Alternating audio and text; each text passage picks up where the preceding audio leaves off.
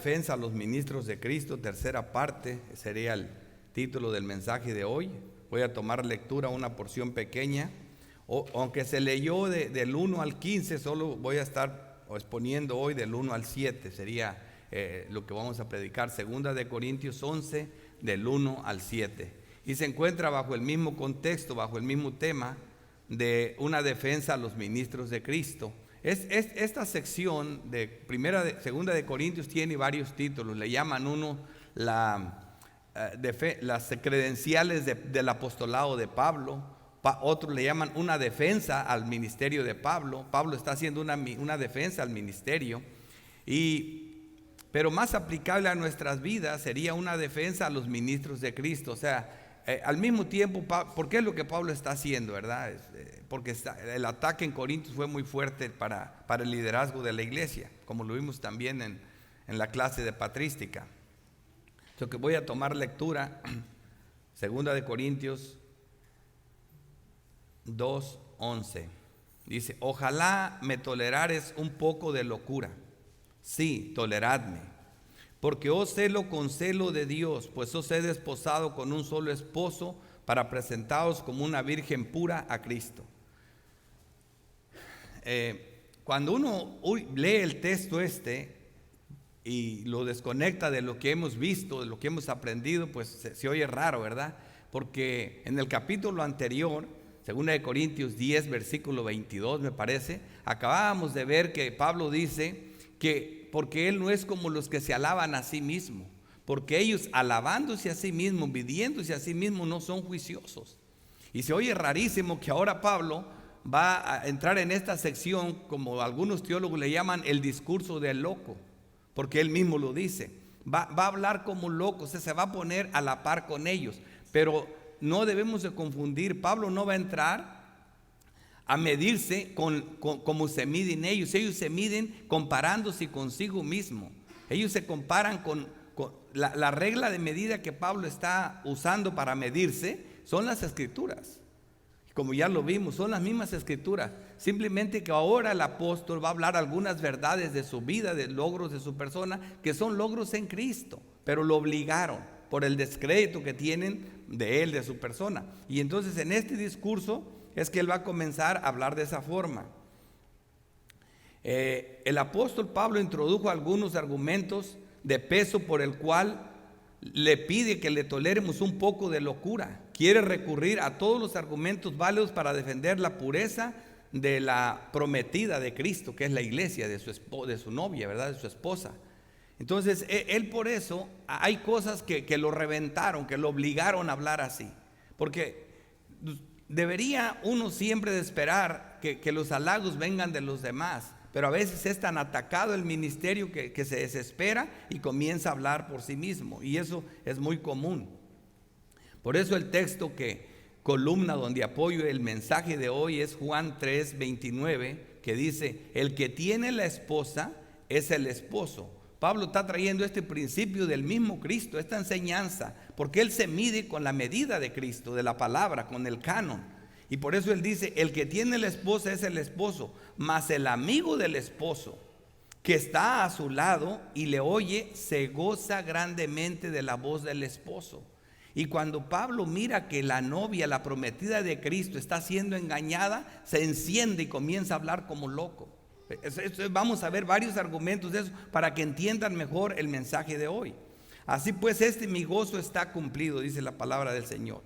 Por eso el bosquejo que voy a usar hoy van a ser 4 razones porque el apóstol se ve obligado a defender esta forma de doctrina, para defender su apostolado, ¿verdad? ¿Por qué se ve obligado a actuar como un loco al tener que defenderse él mismo? Así que vamos a iniciar. El celo divino por la iglesia, como primer punto. Dice: ojalá me tolerarais un poco de locura. Sí, toleradme. Lo que va a continuar Pablo va a dar razones de peso por las que debemos de tolerarle que se halague a sí mismo. Aunque va a usar verdades, cosas reales, pero aún la humildad de Pablo no le permitía hacer eso. Y como vamos a ver más adelante en este mismo discurso, Pablo llega a cosas muy grandes. Inclusive Dios le tuvo que poner un mensajero de Satanás para que lo bofetee, para que nunca se enaltezca él mismo. Y no es que se enalteció, no vamos a malinterpretarlo, sino que tiene que decir algunas verdades de su persona que no quería decir, para que esta gente, para defender a la iglesia, para ver si esto ayuda, porque parece que no ha ayudado nada. Y aquí viene, la podríamos decir, dice, porque os celo con un celo de Dios, pues os he desposado con un solo esposo, para presentaros como una virgen pura a Cristo. Este es el primer argumento por el cual porque Pablo se ve obligado a actuar como un loco y pide ser tolerado. O sea, creemos que es suficiente. Ve a la prometida, Cristo en su primer venida, llegó el esposo, ¿verdad? Y se compromete con la iglesia del nuevo pacto, en matrimonio, ¿verdad? Entonces, esto es como cuando lo hacían en el Antiguo Testamento. Una joven que se comprometía con su novio, ella duraba un año ya comprometida. En ese año eran los preparativos para la boda y ella ya estaba como casada. No había forma que eso se rompiera. Si fallaba alguno de los dos, se contaba como adulterio y tenía consecuencias a veces mortales. Eso era terrible, era un desprestigio total. Así que Cristo viene, como lo vimos en las bodas de Canaán, llega Cristo, hace compromiso con la iglesia, pero en Apocalipsis vemos cuando regresa, cuando se llega el cumplimiento. Pero entonces Cristo comienza a purificar su iglesia, a descontaminarla, a limpiarla, a dejarla limpia, sin mancha. Y ese es el ministerio de Pablo, predicar a Cristo. Y él cuando ve que esto está siendo engañado, está siendo socavado, se pone como un loco, ¿verdad? Se desespera. El apóstol Pablo está tomando muy en serio la metáfora de este matrimonio que recorre las escrituras, representando en el antiguo pacto por el matrimonio de Jehová y su esposa, que refiriéndose a Israel, al pueblo de Dios. Lo vemos, esto siempre ha sido así y es algo, por eso Pablo se habla así. Siempre la analogía que Dios pone de él y la iglesia siempre es como un matrimonio. Antes era Jehová y Israel, y ahora lo vemos acá con Cristo y la iglesia. Por ejemplo, en Ezequiel 16, vamos a comenzar del versículo 2. Dice: hijo de hombre, notifica a Jerusalén sus abominaciones. Y luego dice: y di, así ha dicho Jehová el Señor sobre Jerusalén: tu origen, tu nacimiento es de la tierra de Canaán, tu padre fue amorreo y tu madre etea. O sea, como dice en otro texto, no había nada agradable porque Dios escogiera a Israel. Eran los peores entre todos los pueblos, pero Dios los escogió y da su origen de pecado, como es el origen de la iglesia nuestra de pecado, nosotros mismos.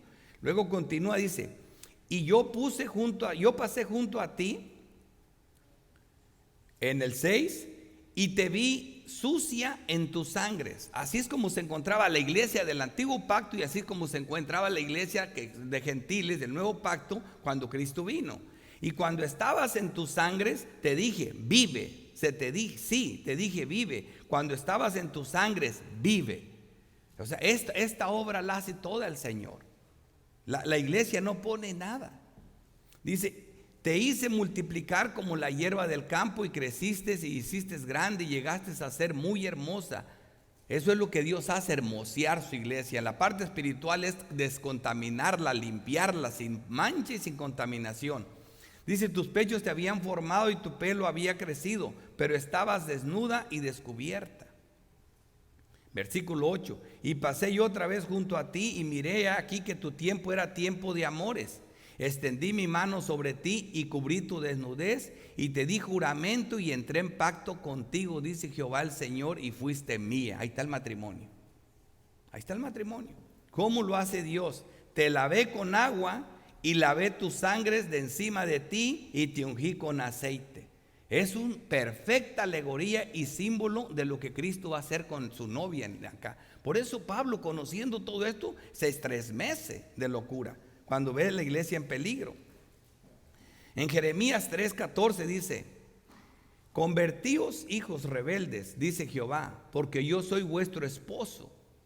Él les dice que Él es su esposo. Y yo os tomaré uno de cada ciudad y dos de cada familia, y yo os introduciría a Sión. Eso prueba que Él llamaba así al pueblo de Israel.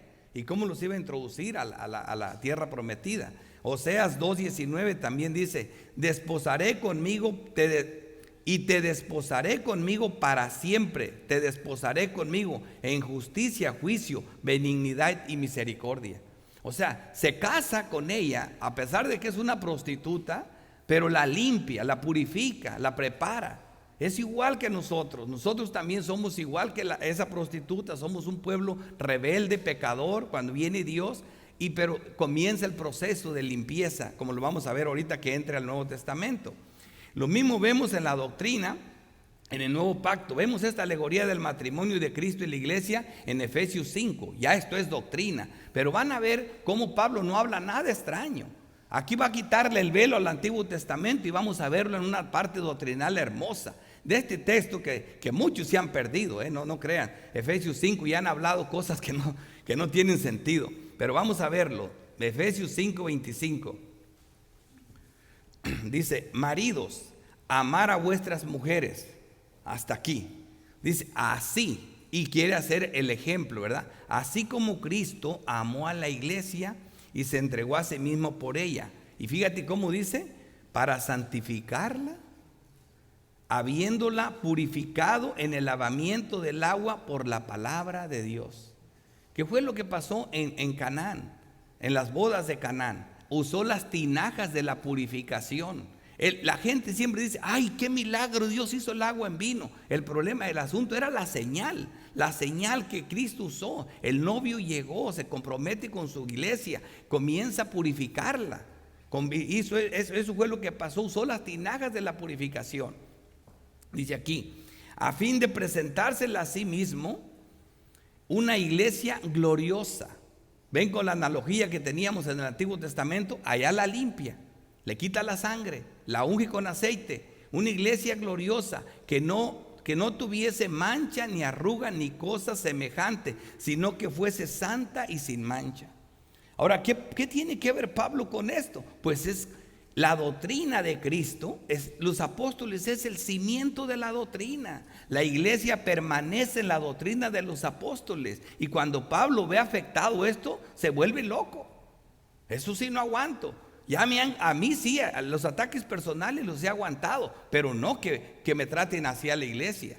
No quiero ver esto. Este proceso de limpieza de la iglesia y de que se purifica con la palabra de Dios, y que es el ministerio de los apóstoles, que ya no está ahora, es el nuestro, es predicar la palabra hasta que venga el esposo, hasta que se lleguen las bodas del Cordero, que vemos en Apocalipsis 19, versículo 7. Gocémonos y alegrémonos y démosle gloria, porque ha llegado las bodas del Cordero. Ya no está comprometida, va a llegar el novio, va a llegar el esposo, y su esposa se ha preparado. Eso es lo que Pablo está haciendo la labor que Cristo inició y la lleva a cabo por medio del Espíritu Santo.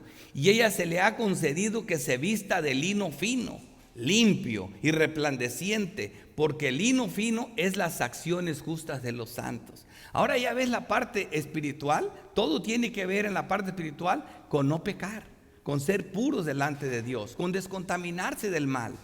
Esta es la santidad, este es el llamado a la iglesia. Y cuando ve que esto está pasando, Pablo se pone como loco.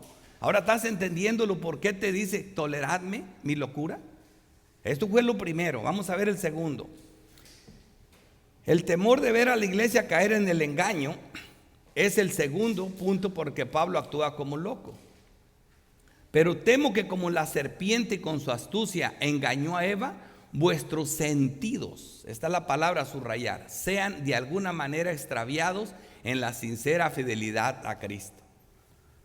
Ok, Pablo acude a un texto del Antiguo Testamento, del que tenemos que ir allá para estar claros y conectarnos bien cuál es el engaño, cómo llega esa mentira. Cuando hablamos de engaño, hermanos, cuando se habla de engañar, siempre pensamos: un engaño es una mentira. No, hermano, el engaño viene en paquete de oro, aforrado de lo más hermoso. El engaño parece mucho a la verdad. Por eso te engañaron. Es como si te cambiaran la esposa. ¿Sí me entiendes? Para poderte cambiar la esposa tienen que buscar una que se parezca a la tuya. Finalmente la vas a descubrir que no es, pero tienen que buscar una igualita. Así que ese es un engaño. Algo que se parece mucho a lo que tú piensas que es.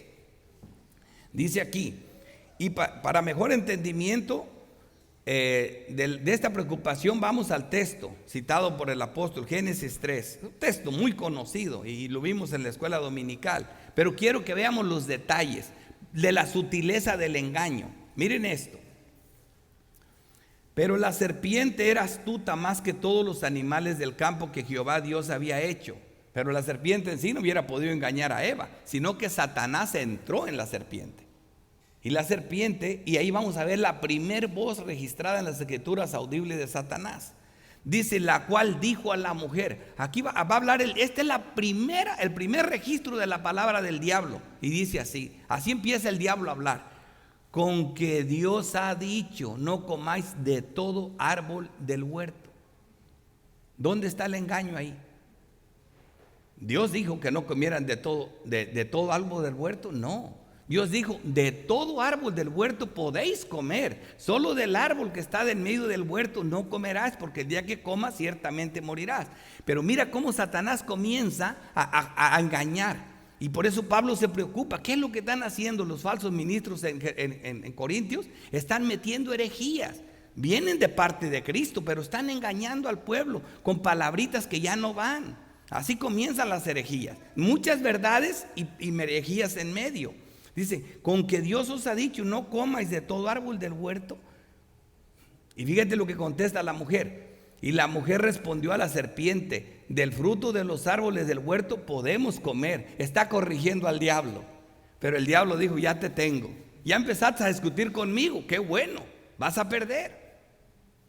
Él sí le puso ahí esa palabrita para engañarla. Y mire lo que dice. Pero del fruto que está en medio del huerto, dijo Dios, no comeréis de él, ni le tocaréis para que no mueras. Ahora ya vemos que ya está bien confundida. Está haciendo lo mismo que el diablo. No lo entienden dónde dice, ni le tocaréis. ¿Cuándo Dios dijo que no lo tocaran? Me llama la atención que los rabinos judíos tenían en sus enseñanzas que decían que desde ese momento, cuando Satanás oyó, ni le tocaréis, la serpiente comenzó a jugar con Eva cerca del árbol. Y un día cuando vio, Eva ya estaba tocando las ramas y le dijo, ¿viste, Eva? Ya tocaste el árbol y no mueres. Obviamente se podía subir arriba de él y no iba a morir. Tenía que comer del fruto para que muriera. Son detalles pequeños, pero así entra el engaño, hermanos. Dice uno, ¿por qué poquitas cositas cayeron nuestros padres en pecado?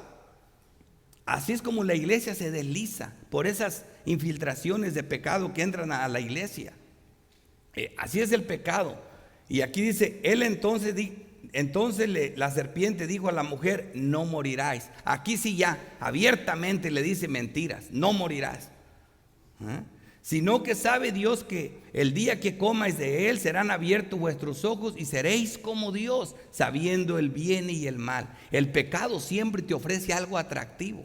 Seréis como Dios, autónomo, no tienes que darle cuentas a ninguno. Y eso a los corintios les encantaba. Eso es lo que Pablo vio, ese engaño que estaba en Génesis, lo estaba viendo en la iglesia. Estos ya se creen autónomos, se la saben de todas, hablan en lenguas, tienen dones, tienen todo eso. Y por eso lo miró. El cambio de perspectiva que origina el pecado. Por eso un impío y un regenerado no tienen la misma perspectiva del pecado. Mire esto. Y vio la mujer que el árbol era bueno para comer. El árbol prohibido, con la perspectiva nueva, ya cayendo, ahora vio que era bueno para comer y que era agradable a los ojos. ¿Y sabes qué comienza a decir Dios antes? Dice, y plantó Dios en el huerto del Edén árboles buenos para comer y agradable a los ojos. Pero ahora ella empezó a ver lo prohibido bueno y agradable a los ojos. Y lo que Dios dijo ya no lo vio, le cambió la perspectiva. Y es por eso que un impío piensa muy diferente a un santo. Y codiciable para alcanzar sabiduría. Sí, pero la sabiduría del mundo es animal, es diabólica, no se compara y es pecadora. Y tomó de su fruto y comió, y también dio a su marido, el cual comió, y así llegó el engaño. Pero mira el versículo 13, dice: entonces Jehová Dios dijo a la mujer: ¿qué es lo que has hecho? Y fíjate lo que contesta. Y dijo la mujer: la serpiente me engañó. Y es lo que Pablo no quiere que ocurra. Por eso dice: así como la serpiente, así como Eva fue engañada. Yo no quiero que sean engañados. Miren el texto ahora: pero temo que como la serpiente en su astucia engañó a Eva, vuestros sentidos también nos cambie la perspectiva. Comiencemos a ver lo bueno o malo. No, esto no es malo, esto sí lo, ay, esto que tiene de malo, y esto que tiene de malo. Y ahí vamos metiéndonos. Ese es el engaño. Luego siempre llegan defensores del pecado: ay, ustedes son muy puritanos, vamos a aflojar un poquito. Ahí se empieza a meter la cosa, y ahí, así es como lo estamos viendo aquí. Por eso Pablo se vio obligado a actuar como un loco. Ahora lo estamos entendiendo mejor, ¿verdad? Y esa es la introducción. Para cuando ya se suelte a defender su apostolado, ya no vamos a tener la misma perspectiva de que sí está loco. Vemos aquí: Eva inocentemente fue engañada y no por eso fue exonerada. El que inocentemente se engaña, igual, la cosa no cambia. Inocentemente es reprendido. Esta forma de engaño es similar a Génesis, de Génesis 3, que igualita, pero ya en la parte doctrinal. Romanos 16, versículo 17. Dice así el Señor: doctrina. Más os ruego, hermanos, que os fijéis en los que causan divisiones. Mucho cuidado con eso, acuérdense. Divisiones y tropiezos, ¿contra qué? Contra la doctrina. Eso es un ruego. Es precisamente lo que a Pablo lo obliga a hablar como un loco. Acuérdense de eso. Cuando las divisiones que son prohibidas, las de revisiones peligrosas, no es una división que un hermano se junte con un grupito aquí a hablar del Señor y otro grupito acá y otro grupito acá. No, esa no es división. ¿Me entiendes? Eso es compañerismo. Se van juntando. División es cuando se está atacando la doctrina. Cuando se juntan para atacar la doctrina, dice: mas os ruego, hermanos, que os fijéis en los que causan división y tropiezo contra la doctrina que vosotros habéis aprendido, y que os apartéis de ellos.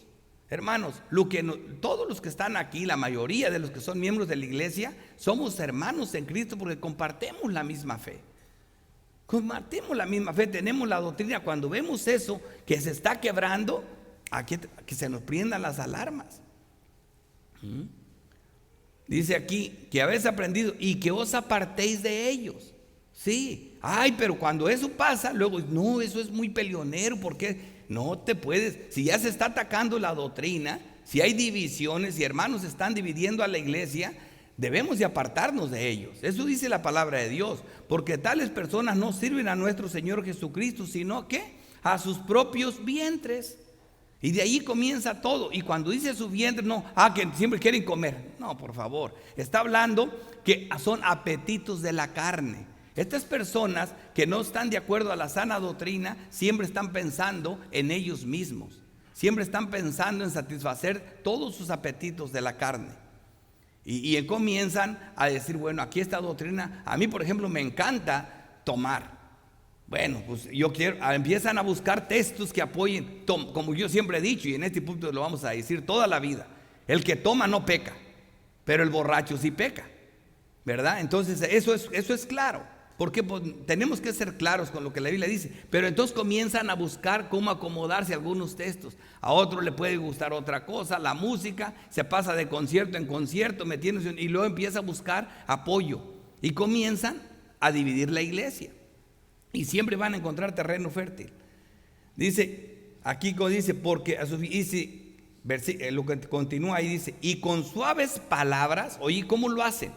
Igualito como la serpiente, y con suaves palabras y lisonjas engañan los corazones de los ingenuos.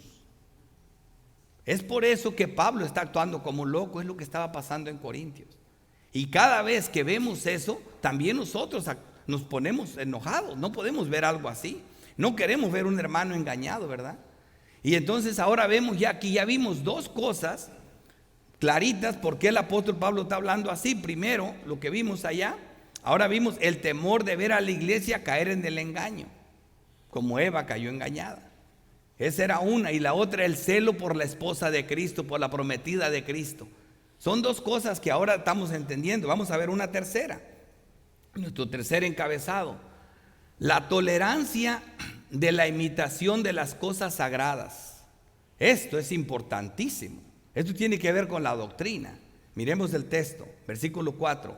Porque si viene alguno, y este alguno siempre se refiere a esa persona que ha venido, el tal. En otros textos le dicen el tal, o algunos, siempre está ahí esa persona o estas personas engañando a los demás. Porque si viene alguno predicando a otro Jesús que el que os hemos predicado, o si recibís otro espíritu del que habéis recibido, u otro evangelio que el que habéis aceptado, bien lo toleráis. Ya para si no se iba a volver loco el apóstol Pablo, a actuar como un loco, tenía que actuar, porque esto es peligrosísimo. Se está atentando con la pureza de la doctrina en las tres cosas que Pablo había hablado. El tercer argumento que lleva a Pablo a actuar como loco al gloriarse de sus verdades y sus logros fue la verdad distorsionada de Cristo, el Espíritu Santo y del Evangelio. ¡Wow! Las tres cosas que no te debes de meter con ellas aquí estaban siendo atacadas, porque ya Pablo les había enseñado acerca de eso. Pablo les presentó a Cristo y a este crucificado. Pablo se propuso no hablar de otra cosa sino de Cristo, no con palabras sabias. Y aparte Pablo les dijo que cuando creyeron recibieron el Espíritu Santo. Esa es la manera de hacer las cosas. Nacieron de nuevo en el Espíritu y estaban pervirtiendo el Evangelio de Dios.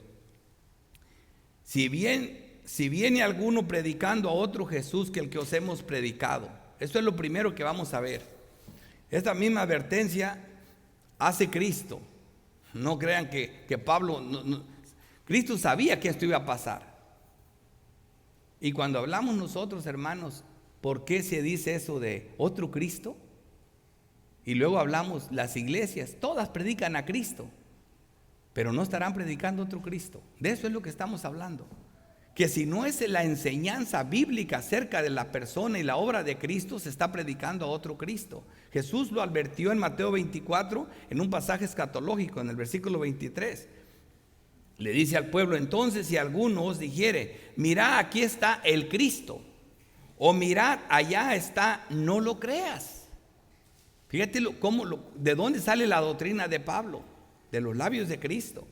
Porque se levantarán falsos cristos y falsos maestros, y harán grandes señales y prodigios, de tal manera que engañarán, si fuera posible, aún a los escogidos. O sea, ¿qué estamos hablando?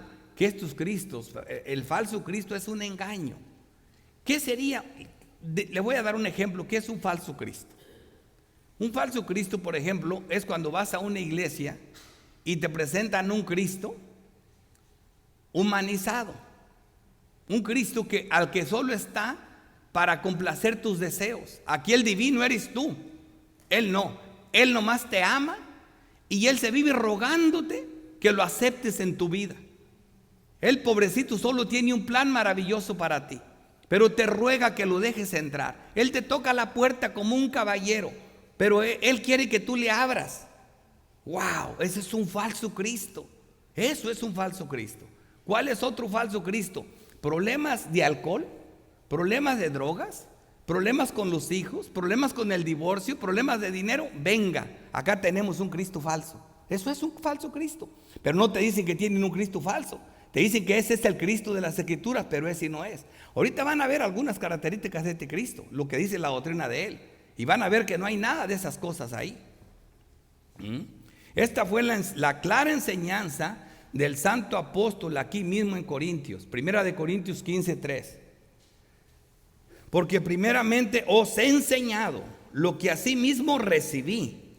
Fíjate, lo que Pablo enseña, lo que recibió. ¿De quién? De Cristo.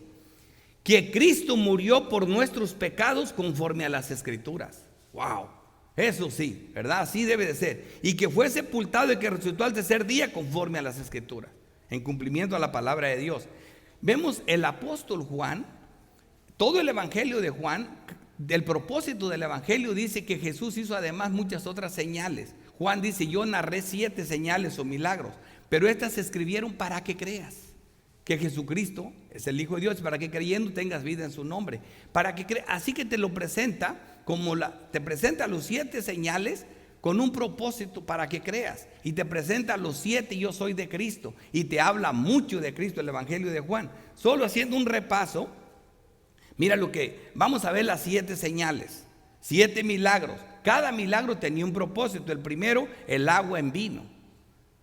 Dice, bueno, Jesús convirtió el agua en vino. No, la enseñanza que está en eso es que en esa boda llega el novio, ya Cristo se compromete, por eso usó las tinajas de la purificación y convirtió ahí la llenó de vino. Cristo estaba llegando, ahí está la boda. Todavía está comprometiéndose con su novia, no está casándose, pero en esa boda de Canaán ya es una cosa representativa. O sea, no podemos decir, ay, nomás Cristo convirtió el agua en vino y eso fue todo. No, y usó las tinajas de la purificación. Esas tinajas que se purificaban, ¿qué hacían? Limpiaban, purificaban. Entonces Cristo viene y las llena del nuevo vino.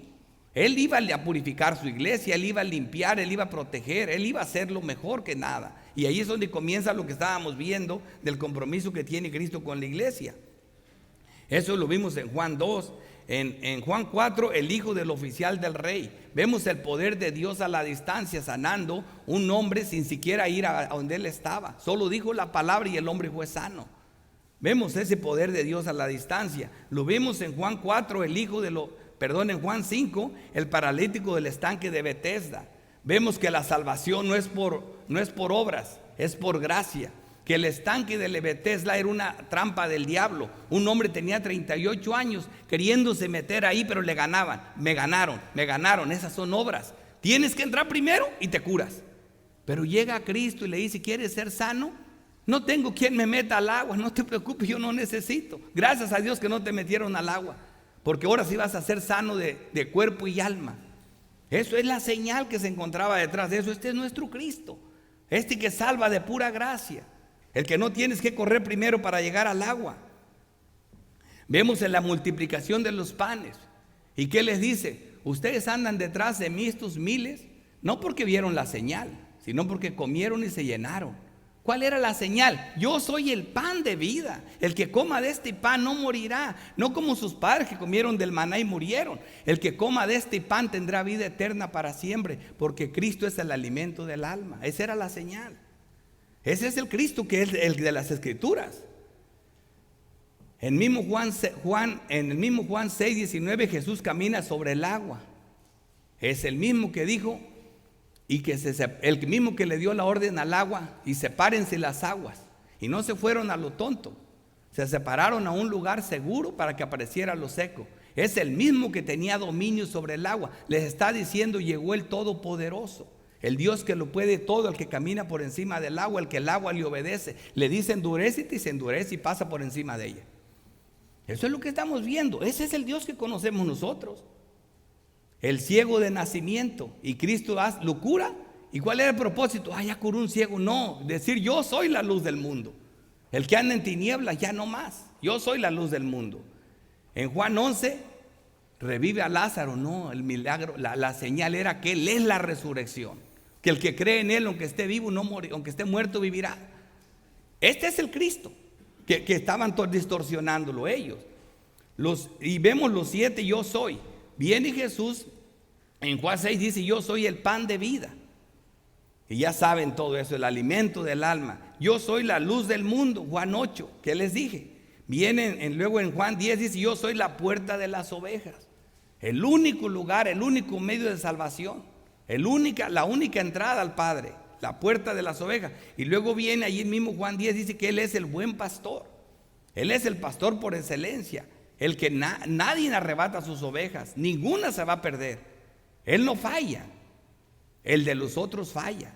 ¿Ves? Ahí ya nomás me cambiaron a Cristo. Si te dicen: mira, Cristo hizo posible tu salvación, Y te puso un vestidito blanco, pero si lo ensucias te pierdes. Ese no es el Cristo de las Escrituras, porque este no pierde ni una oveja, ni una pierde. Así que ahí te lo están cambiando, y con algo tan facilito así. Olvídense de ese vestidito blanco. Así, este no pierde ni una. Las que el Padre, porque se las dio su Padre, el Padre que se las dio es más poderoso que todos, y nadie las arrebatará de su mano. Dice, yo soy la resurrección y la vida. Wow, no cualquier Cristo hace esto. Él es la resurrección y la vida. Juan 11. Y el otro, yo soy el camino, yo soy la verdad y la vida. Nadie viene al Padre sino por mí. No hay salvación fuera de este Cristo. Cuando vas a una iglesia y es Cristo más estas obritas, Cristo más este otro librito, herejía completa. Es Cristo y más nada. Yo soy el camino, yo soy la verdad y yo soy la vida. Lo dice, yo soy la vid. ¿Dice eso qué es? Que separados de mí, dice Cristo, nada podéis hacer. Nada. No descubre el campeón que hay en ti, el champion. No. Separados de mí, nada puedes hacer. Eso es todo. Eso vimos nosotros que estaban haciendo con Cristo. Dice, y lo que sigue allí dice, si recibís otro espíritu que el que habéis recibido. Ya vimos qué significa otro Cristo. Ahora otro espíritu del que habéis recibido. Segunda de Corintios 4:3. Siendo manifiesto que sois carta de Cristo, expedida por nosotros, escrita no con tinta, sino con el Espíritu del Dios vivo. Pablo les dijo eso a los corintios, que cuál era la garantía de su ministerio. No con cartitas de recomendación, no con palabras, sino con el Espíritu del Dios vivo. No en tablas de piedra, sino en tablas de carne del corazón. Este es el espíritu que predicamos. Pero dice, si recibís otro espíritu, estás equivocado. ¿Cuál es el espíritu que debemos de recibir? El cual asimismo nos hizo ministros competentes, dice Pablo, de un nuevo pacto, no de la letra, sino del espíritu. Este es el nuevo. Versículo 17. Porque el Señor es el espíritu, y donde está el espíritu del Señor, ahí hay verdadera libertad. Juan 16:7 dice, pero yo os digo la verdad, que os conviene que yo me vaya, porque si no me fuera, el Consolador no vendrá a vosotros, mas si me fuere, os lo enviaré. Ese es el espíritu que estamos hablando nosotros. Y cuando Él venga te convencerá al mundo de pecado, de justicia y de juicio. Así que es el Espíritu Santo morando dentro de los creyentes lo que convence al hombre de sus pecados, lo que lo hace que se duela, que se redarguye y que busque el consuelo con Dios. Versículo 13, pero cuando venga el Espíritu de verdad, Él los guiará a toda la verdad, porque no hablará por su propia cuenta. Hermano, el Espíritu, cuando dice, ¿y cuál es otro espíritu que predican? Es que piensan, traigo palabra del Señor, y gritan y todo, te tengo mensaje del Señor. Basura. Este no habla por su propia cuenta. Este habla todo lo que oye del Padre. Y si traes otro espíritu, cualquier palabra ajena es basura. Dice, pero cuando venga, dice, el Espíritu de verdad, Él los guiará a toda la verdad, porque no hablará por su propia cuenta. Juan 14:16. Y yo rogaría al Padre y os dará otro consolador, para que esté con vosotros para siempre, el Espíritu de verdad, el cual el mundo no puede recibir, porque no le ve ni le conoce. Pero vosotros, si sois creyentes, lo conocéis, porque mora en vosotros. Ese es el Espíritu del que habló Él. Más el Consolador, el Espíritu Santo, a quien el Padre enviará en mi nombre, Él les enseñará todas las cosas y os recordará todo lo que yo os ha dicho. ¿Y qué es todo lo que he dicho? Su palabra escrita. Romanos 5:5 dice, y la esperanza no avergüenza, porque el amor de Dios ha sido derramado en vuestros corazones. ¿Cómo? Por el Espíritu Santo que nos fue dado, no por las manos que te puse, ni porque oré por ti. Por el Espíritu Santo, esa sí es garantía. Romanos 8:4, para que la justicia de la ley se cumpliese en nosotros, que no andamos conforme a la carne, sino ¿cómo? Conforme al Espíritu de Dios. Este es el espíritu que predicó Pablo. Este es el espíritu en el que debe de andar la iglesia y no en otro. Porque los que son de la carne piensan en las cosas de la carne, pero los que son del espíritu en las cosas del espíritu. Porque el ocuparse de la carne es muerte, pero el ocuparse del espíritu es vida y paz. Versículo 9, mas vosotros no vivéis según la carne, sino según el Espíritu. Si es que el Espíritu de Dios mora en vosotros, y si alguno no tiene el Espíritu de Cristo, no es de él, no importa lo que diga. Porque todos los que son guiados por el Espíritu de Dios, estos son hijos de Dios y verdaderos creyentes. El Espíritu mismo da testimonio a nuestro espíritu de que somos hijos. ¿Ven qué hermosura? Por eso Pablo, preocupado, ¿verdad? Dice, y recibes otro espíritu del que habéis recibido. No permitan otro. Este no habla por su propia cuenta. No, que esas son manifestaciones del Espíritu. Esa risa, esa locura, eso es lo que están viendo ahorita. No, pero que ves y baile, esa gritería, están locos. Esas no son manifestaciones del Espíritu, esas son manifestaciones de que estás loco. Y esa sí es loquera de verdad. Otro evangelio el que habéis aceptado. Ya habíamos tenido un evangelio, pero le estaban cambiando el evangelio. Segunda de Corintios 4:3. Pero si nuestro evangelio está encubierto, dice el apóstol, entre los que se pierden está encubierto. ¿Por qué? Porque este evangelio que predicamos nosotros, hermanos, no lo puede recibir, no lo puede tener nadie que no tenga primero el Espíritu de Dios dentro de él. Porque el Espíritu y el Espíritu se comunican. Así que ninguno que sea un verdadero creyente va a aceptar este verdadero evangelio. Dicen los cuales el Dios de este siglo cegó el entendimiento de los incrédulos. Ahí está el engaño del diablo, sigue haciéndolo desde que lo hizo con Eva. Para que no le resplandezca la luz del evangelio de la gloria de Cristo, en el cual es la imagen de Dios. Gálatas 1:6. Estoy maravillado, dice Pablo, de que tan pronto os hayas alejado del que os llamó por la gracia de Cristo para seguir un evangelio diferente.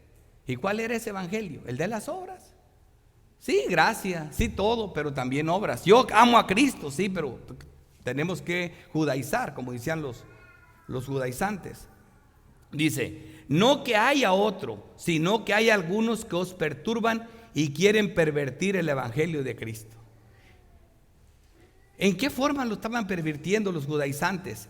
Ellos aceptaban a Cristo, que murió, que era Dios, que los salvaba, simplemente, pero aparte hay que circuncidarse, aparte hay que hacer esto. Ese ya no es el evangelio.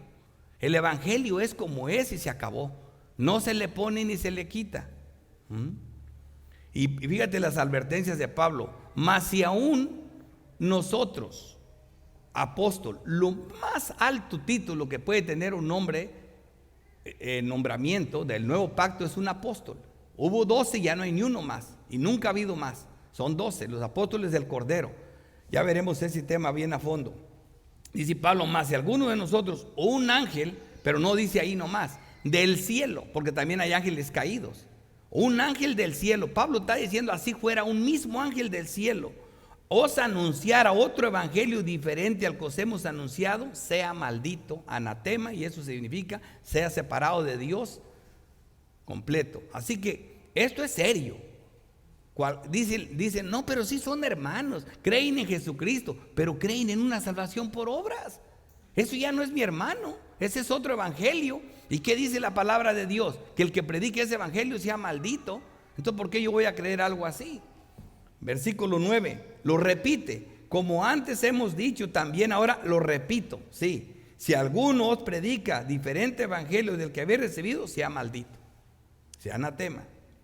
Y por último, Romanos 10 dice, ¿cómo pues invocarán a aquel el cual no han creído? ¿Y cómo creerán en aquel a quien no han oído? ¿Y cómo irán sin haber quien les predique? ¿Y cómo predicarán si no fueren enviados? Como está escrito, cuán hermosos son los pies de los que anuncian la paz, de los que anuncian las buenas nuevas.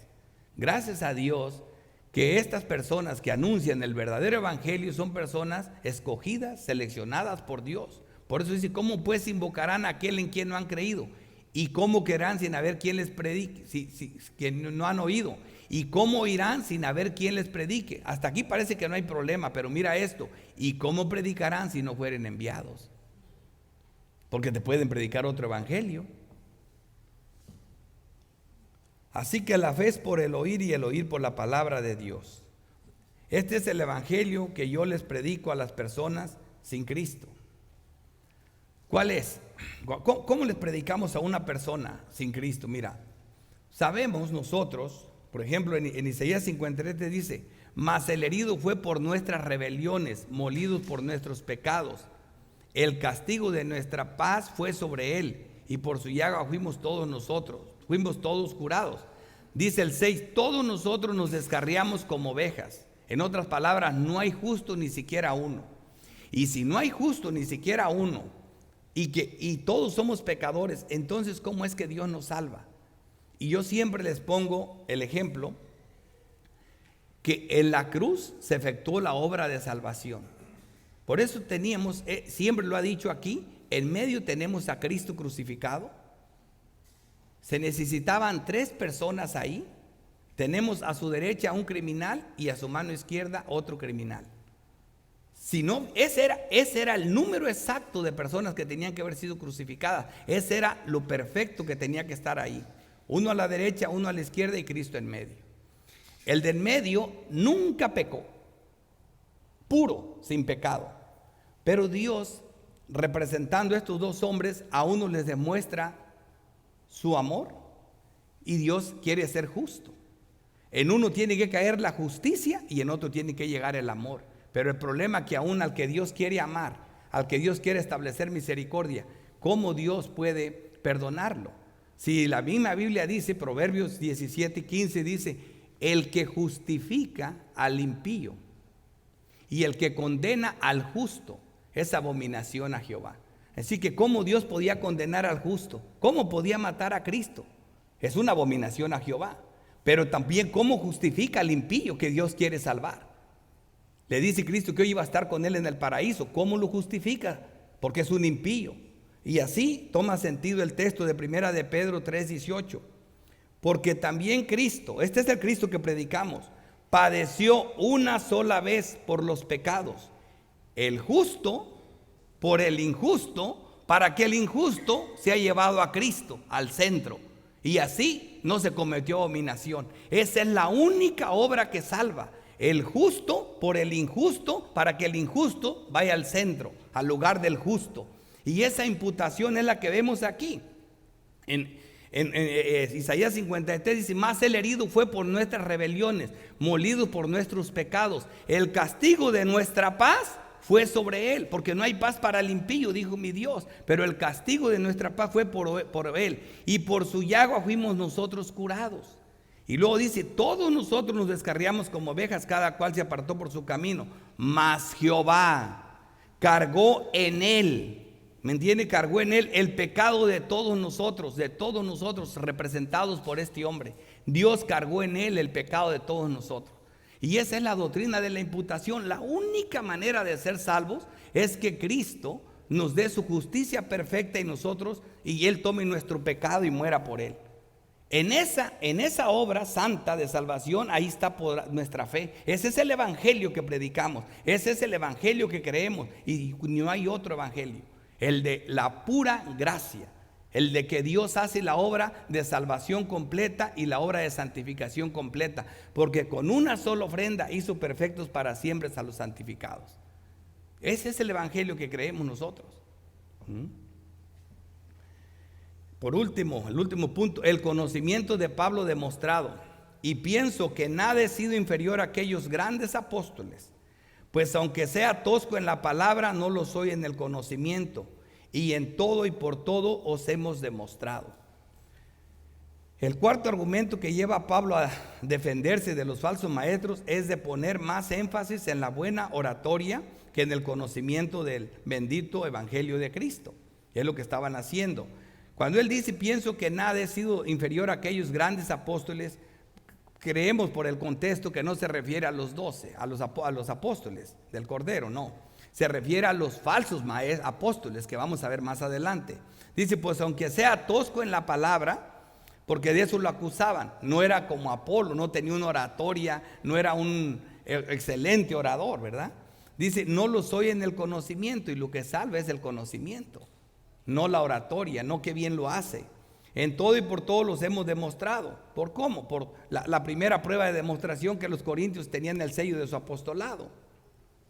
Así que ideología, sabiduría humana, pero sin conocimiento y poder de Dios no vale nada. Lo que salva es la obra de Cristo y luego la guía del Espíritu Santo.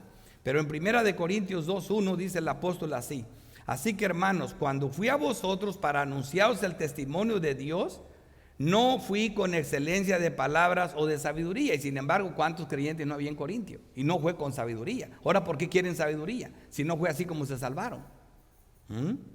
Dice Pablo, fui ni con excelencia de palabras o sabiduría, pues me propuse,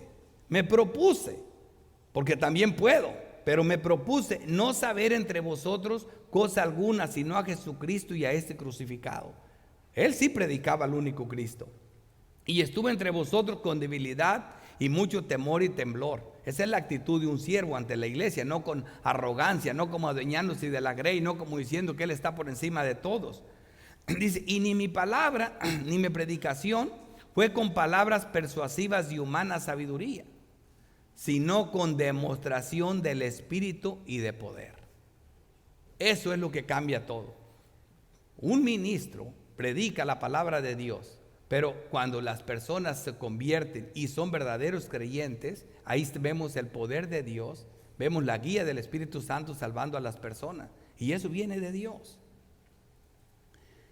Sin embargo, hablamos sabiduría, claro que hablamos sabiduría, no la que el mundo conoce, entre los que han alcanzado madurez, y sabiduría no de este siglo, ni de los príncipes de este siglo que perecen. Hablamos sabiduría de Dios en misterio, ¿verdad? Y en 1 Tesalonicenses 1:5 dice, pues nuestro evangelio no llegó a vosotros en palabras solamente, sino también en poder, en el Espíritu Santo y en plena certidumbre, como bien sabéis cuáles fuimos entre vosotros por amor de vosotros. Así que sí había sabiduría en el apóstol Pablo, pero una sabiduría divina, no elocuencia de palabra, pero sí conocimiento de dónde venía el poder de Dios. Y eso es lo que tenemos que saber, hermanos. Ahora entendemos un poco por qué cuando empiece a él a actuar como un loco, como dice él, vamos a entender por qué lo hace. Porque el celo por su casa lo consumió. Vio peligro en el rebaño. Vamos a ver aplicaciones para terminar. Primera aplicación: el celo divino por la iglesia es el sentir de Cristo en todo líder verdadero. En Juan 2:16 dice, y dijo a los que vendían palomas, quitad de aquí esto, y no hagas de la casa de mi padre casa de mercado. Entonces se acordaron sus discípulos que está escrito, el celo de tu casa me consume, por tu casa, citando del Salmo 69:9. Es normal que todo líder de Dios, todo hombre aprobado por Dios sienta un celo cuando ve que se está dañando el rebaño de Dios, como Cristo lo sintió cuando vio los mercaderes en el templo. La pureza de la novia de Cristo debe ser la meta de todo creyente. Vemos lo mismo con las alegorías en la historia real de Esther, o en el enamoramiento de la amada, del cantar de los cantares, cuando Cristo con su iglesia. Pero eso ya no lo vamos a explicar. Vamos a ver entonces segunda aplicación: la sutileza del engaño en los ministros del diablo. Apocalipsis 13. Cuando, como le dije, el engaño siempre trae ropaje de engaño, de divino. Por ejemplo, vemos aquí esta bestia de Apocalipsis 13, versículo 11. Dice, después vi otra bestia que subía de la tierra. Vemos aquí dos bestias. La primera fueron los primeros versículos, y aquí vemos la segunda. Y tenía, pero miren las características de esta bestia. Tenía 2 cuernos semejantes a los de un cordero. Fíjate su apariencia, era como de piedad, era como un ministro, como un ángel, como un ser de luz, apariencia de piedad, era como un cordero, pero hablaba como dragón. ¿Ves?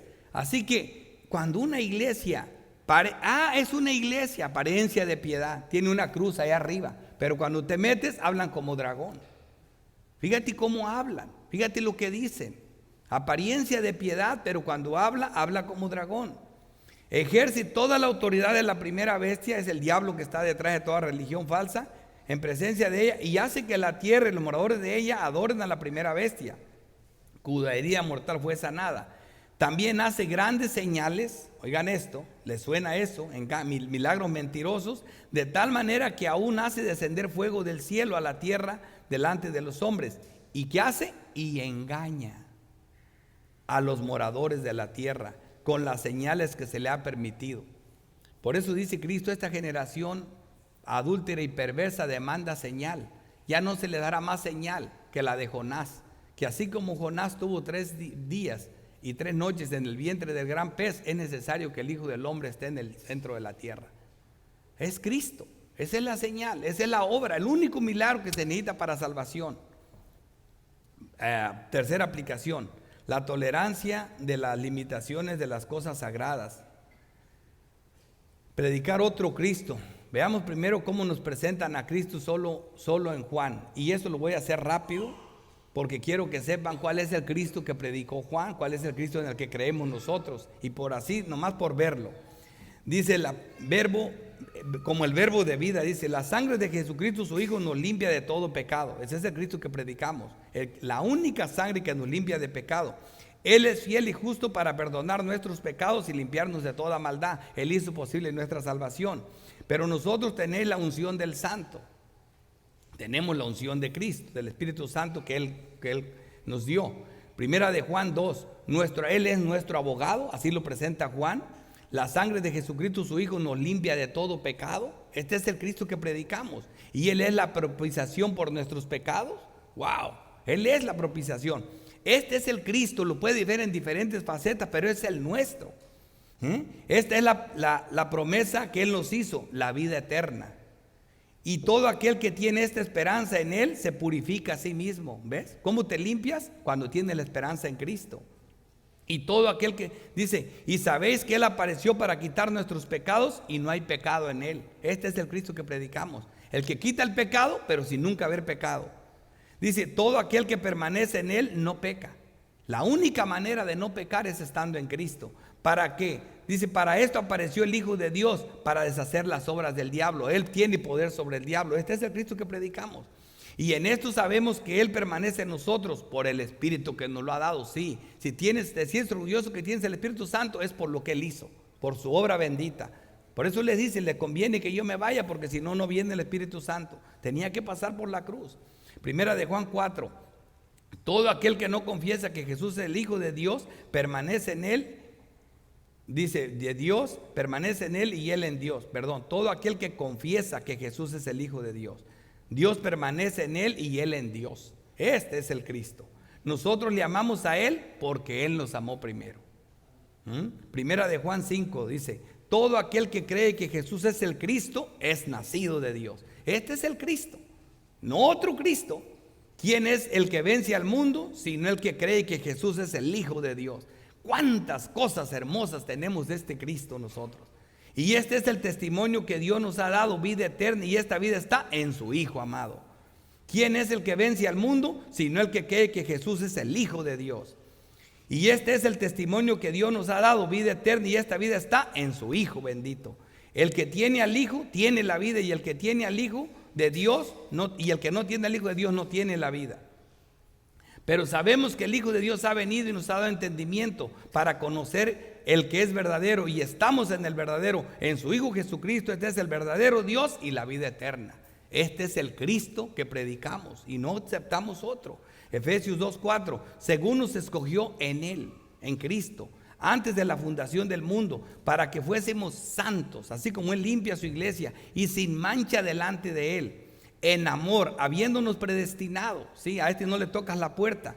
Predestinado para que sean adoptados hijos suyos por medio de Jesucristo, según el puro afecto de su voluntad, para alabanza de la gloria de su gracia, con la cual nos hizo aceptos en el amado. Somos aceptos en Cristo cuando tenemos su propia justicia, con quien tenemos redención por su sangre, el perdón de pecados según la riqueza de su gracia. ¿Cuántas cosas tenemos en Él? En Él asimismo tuvimos herencia, habiendo sido predestinados conforme al propósito del que hace todas las cosas según el designio de su voluntad. ¿Ven que Cristo creemos nosotros? ¿Cómo predicar otro Cristo si en Él tenemos todo? En Él también vosotros, habiendo oído la palabra de verdad, el evangelio de vuestra salvación, y habiendo creído en Él, fuisteis sellados con el Espíritu Santo. Fue en Cristo que somos sellados con el Espíritu Santo. Es en Él, que son las arras de nuestra herencia hasta la redención de la posesión adquirida para alabanza de su bendita gloria. Efesios 2. Y Él os dio vida a vosotros cuando estábamos muertos. No podíamos tocar la puerta, no podíamos aceptarlo, estábamos muertos. Y Él nos dio vida a vosotros cuando estabas muertos en vuestros delitos y pecados. Este es el Cristo y el evangelio que predicamos. Y juntamente con Él nos resucitó y asimismo nos hizo sentar en los lugares celestiales con Cristo Jesús. Mira dónde nos mira. Mira dónde nos ve el que lo sabe todo, en los lugares celestiales con Cristo Jesús, para mostrar en los siglos venideros la abundancia, riqueza de su gracia en su bondad para con nosotros en Cristo Jesús. Porque somos hechuras suya, criados en Cristo Jesús. Somos criados en Cristo Jesús, ¿para qué? Para buenas obras, las cuales Dios preparó de antemano para que andemos en ellas. Las obras, frutos del Espíritu Santo. Es mucho, hermanos, quisiera hablar, pero ya ves, ya le voy a parar. Pero cuántas cosas tenemos en Cristo. Y por eso le dije, si estamos hablando de defensa de los ministros y terminamos predicando a Cristo. Y no me salí del contexto, porque Pablo está hablando de eso. Por eso él quiere, porque están queriendo predicar otro Cristo. Y eso no puede pasar. Por último, aplicación, el conocimiento de Pablo demostrado, 1 Corintios 2:13, lo cual también hablamos, no con palabras enseñadas por sabiduría humana, sino en las que enseña el Espíritu, acomodando lo espiritual a lo espiritual. Pero el hombre natural no percibe las cosas que son del Espíritu de Dios, porque para él son locura y no las puede entender porque se han de discernir espiritualmente. Este es el conocimiento que solo lo da el Espíritu de Dios para entender su palabra. Oremos. Padre Dios Todopoderoso, Creador del cielo y de la tierra, te damos gracias, oh Santo Dios. Gracias por Cristo Jesús, por tu bendita palabra. No nos alcanza el tiempo para hablar las maravillas que Cristo ha hecho en nuestras vidas, para predicar este Cristo que nos dio vida en sí mismo. Gracias, oh Dios, porque a nadie se le pudo haber ocurrido esta salvación tan grande, esta obra de gracia, de misericordia para con los muertos espirituales. Te damos gracias por esta iglesia y te ruego, Padre, que los llenes de ti y que seas tú con ellos todo el tiempo, guardándolos y cuidándolos, preservándolos del pecado. Y te ruego que nos des tu espíritu para que nos guarde puros, sin contaminación, para el día de la redención adquirida, para el día de las bodas del Cordero. Ten compasión de nosotros, te lo pedimos en Cristo Jesús. Amén.